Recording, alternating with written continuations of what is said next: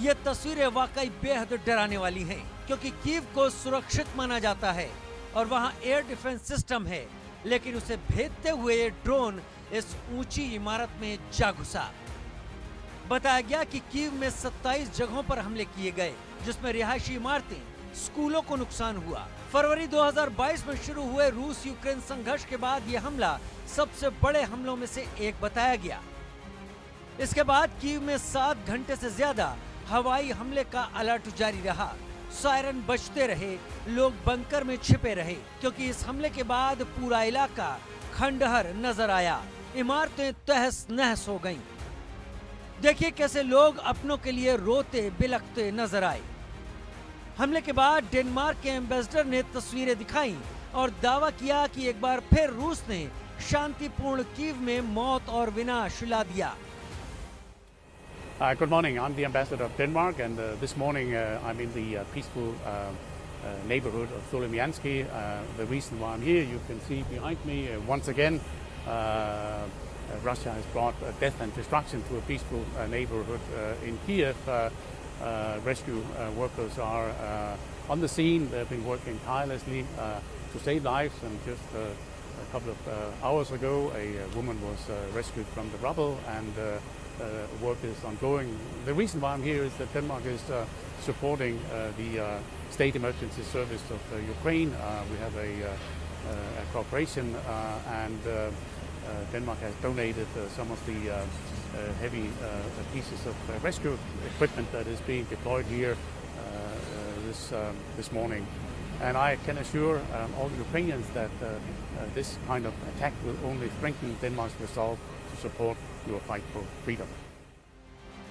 Kyiv पर सबसे तगड़े हमले के बाद ज़ेलेंस्की ने बयान जारी किया और कहा कि कीव ने सबसे भयानक हमलों में से एक का सामना किया है। कीव में एक रिहायशी इमारत के मलबे के नीचे से लोगों को बचाने के प्रयास चल रहे हैं।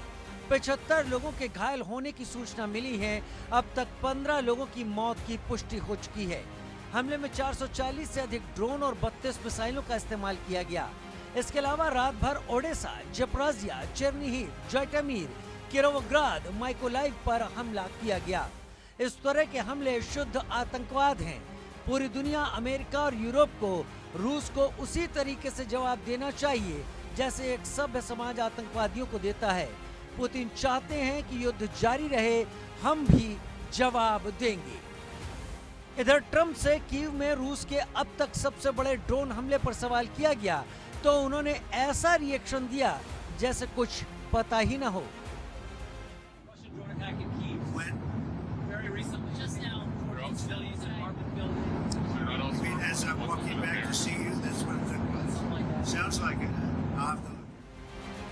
सवाल ये कि क्या कीव पर हमले के बाद ट्रंप कोई एक्शन लेंगे, जैसे वो ईरान के खिलाफ एक्टिव नजर आ रहे हैं। क्या रूस को फिर से माकूल जवाब देने में यूक्रेन का साथ देंगे, क्योंकि सब यही सोच रहे हैं कि कीव पर नए हमले के बाद ज़ेलेंस्की का अगला कदम क्या होगा। पिछले दिनों यूक्रेन ने रूस पर जैसा अटैक किया, क्या वैसा फिर से संभव है? Bureau report, India news. रूस ये सीधे तौर पर चेतावनी दे चुका है, यानी कि व्लादिमीर पुतिन कह रहे हैं कि यूक्रेन को सबक सिखाएंगे। रूसी सेना ने कीव और ज़ेपोरिजिया में यूक्रेन के रक्षा ठिकानों को खास तौर से निशाना बनाया और तब यह हमला किया, क्योंकि बीती रात यूक्रेन ने रूसी सेना पर हवाई, जमीनी और समुद्री तरफ से हमले किए थे। ड्रोन से हमले किए गए, लेकिन रूसी क्षेत्रों में 198 यूक्रेनी ड्रोन नष्ट कर दिए गए थे, यानी कि ज्यादातर इनमें ड्रोन जो रूस की तरफ से नष्ट कर दिए गए। लेकिन यूक्रेन बार बार हमला कर रहा है, यानी कि हमले की हिम्मत कर रहा है, और फिर जब रूस पलटवार कर रहा है तो इसमें बड़ी तबाही यूक्रेन के अलग अलग हिस्सों से देखने को मिल रही है। बहुमंजिला इमारत यूक्रेन की राजधानी कीव, जहां पर बड़ी मिसाइल दागी गई और बड़ा धमाका हुआ, इसमें ज्यादातर लोगों के जख्मी होने की खबर है। कैजुअल्टीज हो सकती हैं आगे, और अब ये जो हालात हैं ये लगातार भीषण जंग की तरफ आगे बढ़ रहे हैं। मेरे साथ में खास मेहमान जुड़ गए हैं। ब्रिगेडियर रिटायर्ड विनोद दत्ता जी जुड़ गए हैं डिफेंस एक्सपर्ट के तौर पर। ब्रिगेडियर रिटायर्ड संजय खन्ना जी जुड़ गए हैं डिफेंस एक्सपर्ट के तौर पर। आप दोनों का ही बहुत स्वागत। इंडिया न्यूज पर। सबसे पहले ब्रिगेडियर दत्ता, जो हालात अभी बने हुए हैं रूस यूक्रेन के बीच में, अब ये तो नहीं मैं पूछ सकती कि युद्ध कब खत्म होगा या फिर कब ये स्थिति शांत होगी, क्योंकि अगर होनी होती तो 3 साल से ऊपर का वक्त ना होता। अभी तो और ज्यादा डरावने हालात हो रहे हैं। लेकिन बड़ा अजीब लगा जब ट्रंप बहुत ही कैजुअली कहे कि अच्छा ओ ऐसा हुआ है, मैं देखता हूं। देखिए, विश्व में अगर आप देखें तो करीब 85 ऐसे देश हैं जो या तो गृह युद्ध या युद्ध जैसी स्थिति में इन्वॉल्व हैं, और उनमें 80% इन्वॉल्वमेंट जो है वो अमेरिका का है। और ट्रंप साहब का ये कह देना कि साहब मुझे इस बात का इल्म नहीं है, ये बात थोड़ी गले से नीचे नहीं उतरती है। दूसरी चीज, रशिया इसलिए भी अपने ऑपरेशंस पे तेजी लाएगा। पहली बात तो जो ड्रोन अटैक यूक्रेन ने किया था ऑपरेशन स्पाइडर वेब में के तहत, उसका वो बदला लेगा। तीसरी चीज, उसे भी मालूम है कि अब अमेरिका की जो सारी अटेंशन है वो ईरान इजराइल युद्ध पे ज्यादा टिकी हुई है। आपने देखा किस तरह से वो G7 की जो मीट थी उसको भी छोड़ के वो चले गए, क्योंकि जिस तरह से वहाँ सूरत हाल मतलब समीकरण बदलते जा रहे हैं, उससे लगता है कि बहुत कुछ बड़ा होने वाला है। तो इस चीज को मुझे एक चीज का बड़ा ताज्जुब होता है कि आप देखिए, यूनाइटेड नेशंस जिसका मैंडेट है कि पूरे विश्व में शांति हो, पूरे विश्व में एक भाईचारा हो, ह्यूमन राइट वायलेशन ना हो, वो कहाँ है आज? इससे तो बढ़िया लीग ऑफ नेशंस आज जिसको खत्म कर दिया गया था, कम से कम फर्स्ट वर्ल्ड वॉर के बाद उसने कोई एक्टिव स्टेप्स तो लिए थे। यूनाइटेड नेशंस तो बिल्कुल डिफंक्ट ऑर्गेनाइजेशन है, एक स्टेटमेंट नहीं आया। आप बताइए, leave aside taking any action. उसके पास इतनी फोर्सेस हैं, मतलब जो कूल इन कर सकता है वो बाकी देशों से, और उसको चाहिए कि इंटरवीन करे। क्या ये केवल एक ट्रंप साहब की पंचायत हो गई है पूरी, या केवल मतलब चाहे वो पुतिन साहब हो, ये इस तरह के जो देश हैं, एर्दोगान हो या खुबनाई हो या नेतन्याहू हो, इन सब की मतलब एक बापौदी हो रखी है क्या? तो इन सब चीजों को देखते हुए ये देखना चाहिए कि भाई किस तरह से विश्व आज बिल्कुल एक कहते हैं ना विनाश के मुहाने पे खड़ा हुआ है। हम किस सिविलाइजेशन की बात कर रहे हैं? हम किन ह्यूमन राइट वायलेशंस की बात कर रहे हैं?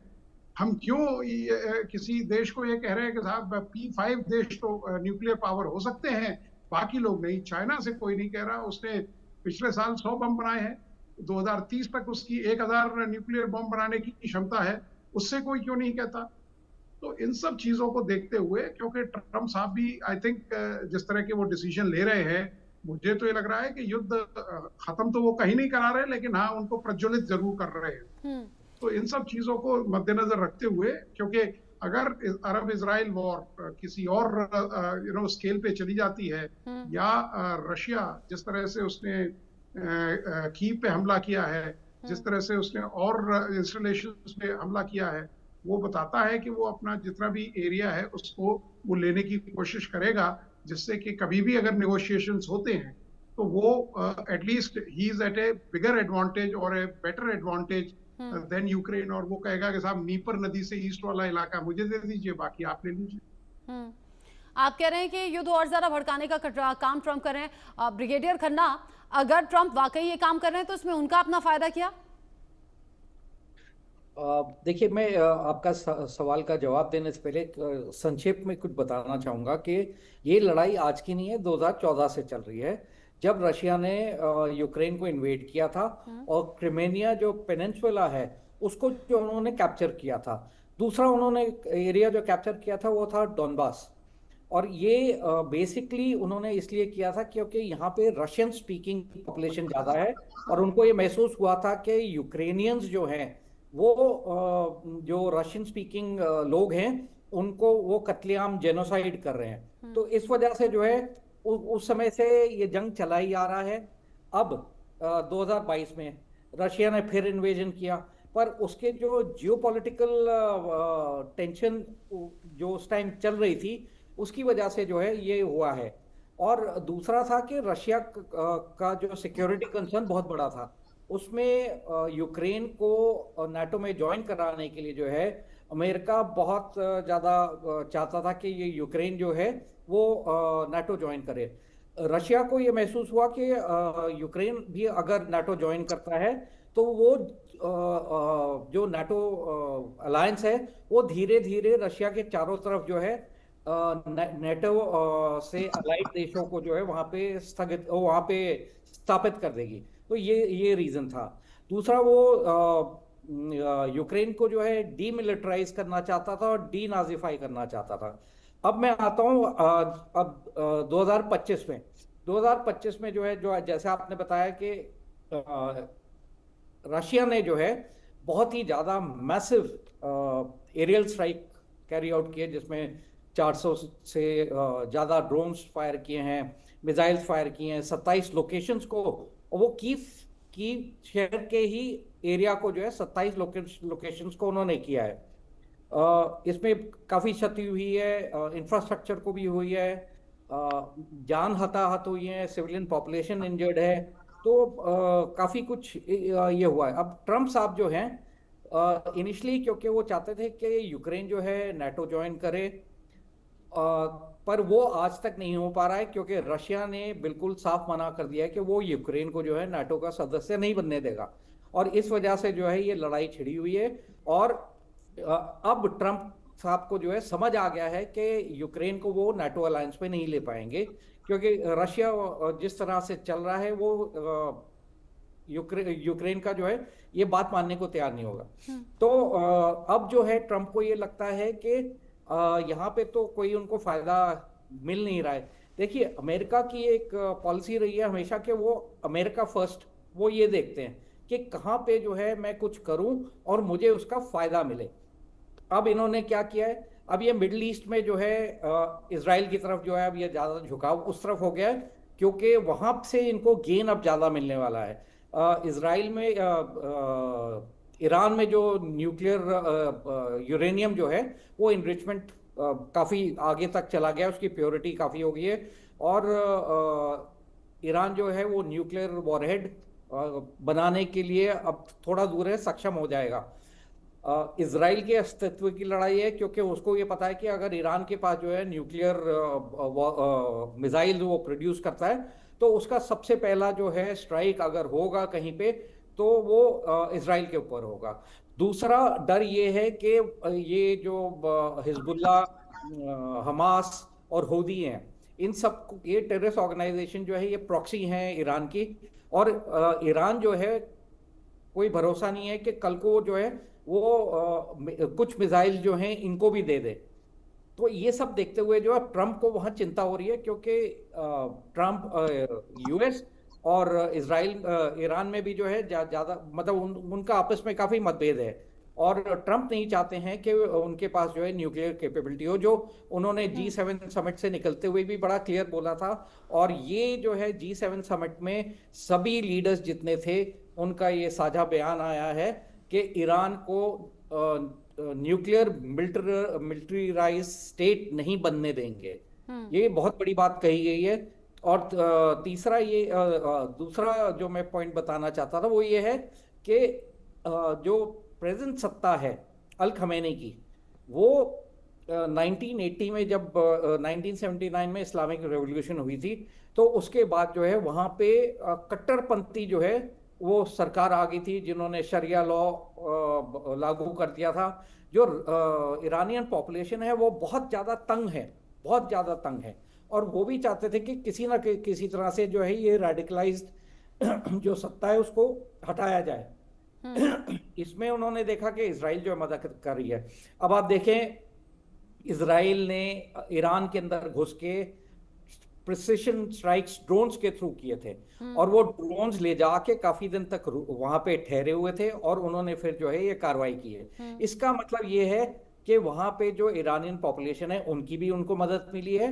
दूसरा ये मैं बताना चाहूंगा कि जो IRGC है, जो ईरानियन रेवोल्यूशनरी गार्ड कोर है, उनके भी कुछ जो मिलिट्री के सदस्य हैं वो भी कॉम्प्रोमाइज हैं, और वो भी इजराइल की मदद कर रहे हैं। तो ये सब देखते हुए जो है ट्रम्प को ये लग रहा है कि अब मुझे जो है मिडिल ईस्ट में ज्यादा ध्यान देना चाहिए, क्योंकि वहां से उसको गेन होगा। और इस वजह से जो है उसने अब आप देखिए 20,000 ड्रोन्स जो है यूक्रेन से उसने मिडिल ईस्ट भेज दिए हैं। तो ट्रंप को जो है अब कोई यूक्रेन से लेना देना नहीं है। उसका जो है पूरा जो दिमाग है और जो क्षमता है वो सब यूएस की वो वहां पे इस्तेमाल करेगा। रचना, जिस तरीके से आपने बताया ये अस्तित्व की लड़ाई है, लड़ाई भड़कती हुई नजर आ रही है, इसमें अमेरिका का क्या रोल है, आपने बहुत अच्छे से डिफाइन किया हमारे दर्शकों को।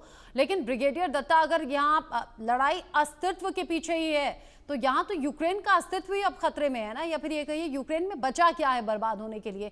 जो यूक्रेन और जेलेंस्की अभी भी अड़े हुए हैं, ये तो महाविनाश की तरफ जा रहे हैं। देखिए, इसमें कोई शक नहीं कि जेलेंस्की के पीछे जो विदेशी ताकतें हैं वो लड़ाई लड़ रही है। जेलेंस्की का अपना कुछ नहीं है, वो तो मतलब ही जस्ट, वो कहते हैं ना कि एक मोहरा है वो, जिसको वो चाहे आप अमेरिका ले लीजिए या जो नेटो कंट्रीज है या वेस्टर्न कंट्रीज है वो दे रही है। अब आप नेटो अलायंस में देखिए, वहां भी एक बिल्कुल टिपिकल डिवाइड देखा गया है। अगर आप देखें जिस तरह से बरतानिया ने मतलब इंग्लैंड ने और जर्मनी ने जिस तरह से यूक्रेन को बोला जब अमेरिका ने अपना हाथ पीछे खींचा था, तो ये बताता है कि वहाँ अमेरिका का जो वर्चस्व है वो भी नेटो अलायंस में काफी कम होता हुआ दिखाई दे रहा है। तो आजकल देखिए युद्ध जो है, अगर किसी भी, आप देखिए ईरान कोई अकेला युद्ध थोड़ी लड़ रहा है, या इजराइल कोई अकेला युद्ध थोड़ी लड़ रहा है, यूक्रेन कोई अकेला युद्ध थोड़ी लड़ रहा है, पाकिस्तान अगर हुंकार भर रहा था तो वो अकेले थोड़ी अपने दम पे भर रहा था। क्योंकि जिस तरह से, क्योंकि अब वो क्लासिकल जो वर्ल्ड वॉर है वो नहीं होंगे, अब तो इसका जो फॉर्म और मैनिफेस्टेशन है वो बिल्कुल बदली हो चुका है। अगर आप देखिए भारत पाकिस्तान के साथ अगर किसी काइनेटिक ऑपरेशन में जाता है तो उसके साथ चीन खड़ा है, उसके साथ नॉर्थ कोरिया खड़ा है, उसके साथ तुर्की खड़ा है, उसके साथ आप ये देखिए अजरबैजान खड़ा है। तो इन सब चीजों, ऐसे ही ईरान के साथ लोग खड़े हुए हैं। तो इन चीजों का केवल ये कह देना कि साहब एक किसी देश की कुवत इतनी है या उसका जो कॉम्बैट स्टेमिना है वो इतना है, तो पहले जो क्लासिकल वॉर्स हुआ करते थे तब इस चीज का आकलन हो जाया करता था।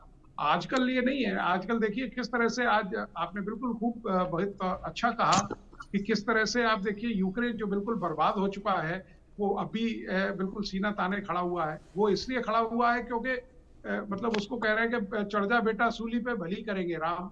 तो वही हो रखा है, क्योंकि उसे पैसे चाहिए, उसे एक पोजीशन चाहिए, और जो वेस्टर्न जो कंट्रीज है वो उसको मुहैया करा रही हैं। तो पुतिन भी जानते हैं कि अब पुतिन के लिए भी एक इज्जत का सवाल है, क्योंकि वो न तो निगलना चाहते हैं न उगलना चाहते हैं। लेकिन इस इज्जत के सवाल में रूस में भी तो बड़ा नुकसान हुआ है। बिल्कुल, यकीनन रूस, बल्कि रूस की इमेज ज्यादा खराब हुई है। जो देश जहां पावर रेशियो 1:5 का था, रशियन आर्मी तो 5 गुना उससे ज्यादा ताकतवर थी, और रशिया ने कभी ये तवक्को नहीं की थी कि साहब मैं 8-10 दिन में इस ऑपरेशन को वाइंड अप कर लूंगा। आज तीसरा साल चल रहा है। तो ये सब चीजें देखते हुए तभी मैंने कहा आजकल कोई किसी देश को कम आंकना कोई विवेकपूर्ण बात नहीं है, क्योंकि उसके पीछे कितनी ताकतें हैं वो आजकल विश्व पूरा जानता है, और कौन किसमें कितना घी डाल रहा है ये भी जानता है। तो इन सब चीजों को ध्यान में रखते हुए आप देखिए ईरान में भी आप जो देखेंगे वहां भी जो रेजीम है वो बिल्कुल बदली होना चाहती है। वहां के आवाम तंग आ चुके हैं, क्योंकि 95-96% वहाँ लिटरेसी परसेंटेज है। पेशेकियां जो वहाँ प्रेसिडेंट है वो एक लिबरल लीडर है। तो हम नहीं चाहते कि साहब वो सत्ता में रहें, लेकिन अमेरिका का इतना दबाव है कि वो उसको ज्यादा वो कर नहीं सकते।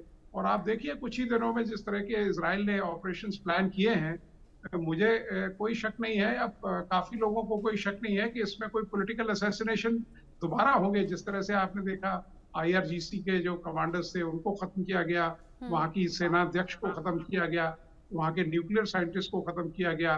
तो इजराइल केवल एक माकूल वक्त का इंतजार कर रहा है और वो स्ट्राइक करेगा, and he will strike very hard. और वहाँ आप देखिए जिस तरह से मतलब रजा शाह पहलवी को अमेरिका ने बिठाया था, ऐसे ही वहाँ एक कठपुतली सरकार बिठाई जाएगी जिसपे सारा जो कंट्रोल होगा वो अमेरिका का होगा। अब जिस तरीके से अमेरिका कंट्रोल करना चाहता है, या फिर ट्रंप की जो सोच है, या फिर जो कैजुअल उनका रिएक्शन सामने आया जब उनसे सवाल पूछा गया, ये सभी चीजें नोटिस में तो आ रही हैं, लेकिन सवाल ये इसका सोल्यूशन क्या? जो हालात अभी बने हुए हैं ब्रिगेडियर खन्ना, यूक्रेन के पास खोने के लिए कुछ नहीं है, बर्बाद वो ऑलरेडी हो चुका है, लेकिन नेटो देशों के इशारे पर ज़ेलेंस्की अड़े हुए हैं और एक के बाद एक चोट खा रहे हैं। ये बड़ी बात यह है कि रूस ने भी बड़ा नुकसान झेला है, उससे उनकी इमेज ज़्यादा डेंट हुई है। लेकिन अलग अलग जगह युद्ध के मुहाने पर या युद्ध के हालात में जो अलग अलग देश हैं, बाकी देशों को भी तो प्रभावित कर रहे हैं, उसमें भारत का नाम भी तो आता है। बिल्कुल, रचना आपने बिल्कुल सही कहा है। ये जो रशिया का लॉस जरूर हुआ है, पर उनको गेन भी हुआ है। उन्होंने जो है 20% यूक्रेन की जो टेरिटरी है उसको वो कैप्चर अभी तक कर पाए हैं और धीरे धीरे वो एडवांस करते जा रहे हैं। दूसरा जो है रशिया को ईरान, शायद अब ईरान ने बंद कर दिया हो क्योंकि उनकी खुद की जरूरत है। चाइना और नॉर्थ कोरिया से जो है ड्रोन सिस्टम्स और बाकी वेपन सिस्टम्स जो हैं उनको मिल रहे हैं। तो रशिया की इकोनॉमी यूक्रेन की इकोनॉमी से बहुत बड़ी है और इसलिए वो इस लड़ाई को जो है आगे तक झेल सकता है। और जो क्योंकि यूक्रेन एक छोटा लैंडमास वाला देश है, तो वहां पे तबाही ज्यादा हो रही है। इसमें एक चीज मैं बताना चाहूंगा जो बड़ा इंटरेस्टिंग मैंने पढ़ा था। हाँ। कि जो यूक्रेन है वो अभी भी रशिया के जो मिलिट्री एस्टैब्लिशमेंट्स है उन्हीं को वो टारगेट कर रहा है। उसने कहीं मिलिट्री इंफ्रास्ट्रक्चर हो, ऑयल रिफाइनरीज हो, यानी जिस तरीके से पिछले दिनों यूक्रेन ने बहुत सोच समझकर रूस पर अटैक किया और तभी से तो ये युद्ध और ज्यादा अग्रेसिव भी हो गया। आप कह रहे हैं इन फ्यूचर भी यूक्रेन ऐसा करेगा। आप दोनों का बहुत शुक्रिया, brigadier Datta, brigadier Khanna, India news के साथ जुड़ने के लिए बहुत शुक्रिया आप दोनों का। आगे बढ़ेंगे, आगे बढ़ते हुए अगली बड़ी खबर, अहमदाबाद विमान हादसे